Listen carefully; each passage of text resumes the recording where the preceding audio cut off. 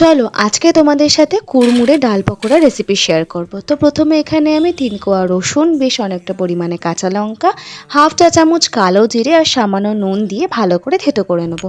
ঝালটা কিন্তু তোমরা তোমাদের প্রয়োজন অনুসারে ব্যবহার করো।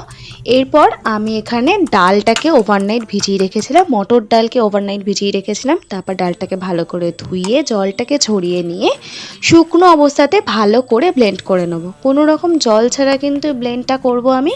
তারপর ওর মধ্যে দিয়ে দিলাম 2 টেবিল চামচ চালের গুঁড়ো, স্বাদ মতো নুনটা কিন্তু একটু বুঝে ব্যবহার করতে হবে, কারণ এর আগেও কিন্তু নুনের ব্যবহার করা হয়েছে।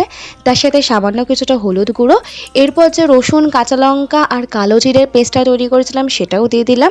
তার সাথে দিলাম পেঁয়াজ কুচি আর দিলাম ধনেপাতা কুচি। ব্যাস, এবার সমস্ত কিছুকে ভালো করে মিক্স করে নিতে হবে। ওদিকে কিন্তু কড়াইতে রিফাইন অয়েল দিয়ে তেলটাকে ভালো করে গরম করে নেবো। তারপর গ্যাসের আঁচটাকে কিন্তু মিডিয়ামে করে নেবো। তারপর ডুবো ডুবো তেলে এই ডালের পকোড়াগুলোকে কুড়মুড়ে করে ভেজে নিতে হবে।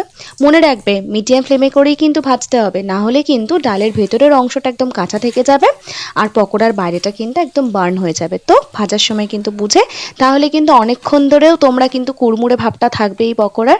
এই ডাল পকোড়াটা এতটাই কুড়মুড়ে খেতে হয়েছে যে ভাজতে ভাজতে আমি হাফ খেয়েই নিয়েছি। আর তোমরা এটাকে চাইলে চায়ের সাথেও সার্ভ করতে পারো বা চাইলে সসের সাথেও কিন্তু সার্ভ করতে পারো। সো কেমন লাগলো আজকের এই রেসিপিটা প্লিজ আমাকে কমেন্ট করে জানিও। চলো বাই, আবার দেখা হচ্ছে নেক্সট ভিডিওতে।